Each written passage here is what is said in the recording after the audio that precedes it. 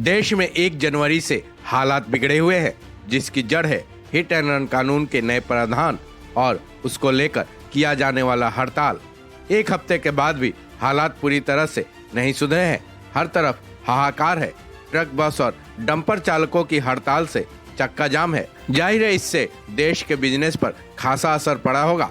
पूरे देश में अब तक करोड़ों के नुकसान होने का अंदाजा लगाया जा रहा है।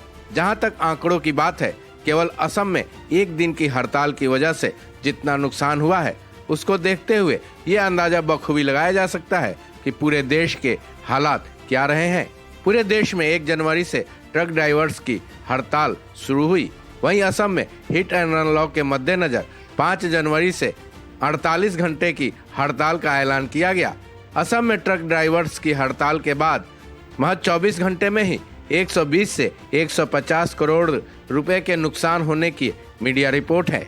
महज 24 घंटे में असम जैसे एक छोटे से राज्य में इतना आर्थिक नुकसान हो जाना चिंता पैदा करता है। ऐसे में सोचने वाली बात यह है कि पूरे देश में इस हड़ताल की वजह से कितना आर्थिक नुकसान हुआ होगा। क्या ये अंदाजा नहीं लगाया जा सकता कि पूरे देश में ट्रक, बस और डंपर चालकों की हड़ताल की वजह से हजारों करोड़ों का नुकसान हुआ होगा। इसके साथ ही जो परेशानियां सामने आ रही हैं वो अलग है। सवाल ये है कि आखिर इतना बड़ा नुकसान कैसे हुआ। दरअसल ट्रक चालकों की हड़ताल की वजह से रोजमर्रा की जरूरी सामानों की आवाजाही पूरी तरह से बंद हो चुकी है। इसका असर ये हुआ है कि रोज होने वाले बिजनेस पूरी तरह से ठप पड़ गए हैं। वहीं डंपर्स नहीं चलने की वजह से पेट्रोल, डीजल जैसे सामान जहां थे वहीं रुके रहे। इसका असर पूरे देश में पेट्रोल पंपों की लाइनों के रूप में भी दिखे।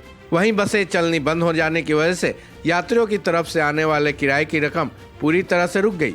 इतना ही नहीं, इस हड़ताल की वजह से जो व्यवस्था चरमराई, उसका असर प्राइवेट टैक्सियों पर भी पड़ा, क्योंकि ट्रक बस चालक एसोसिएशन की तरफ से आग्रह किए जाने के बाद कई टैक्सी चालकों ने भी उनका साथ दिया था।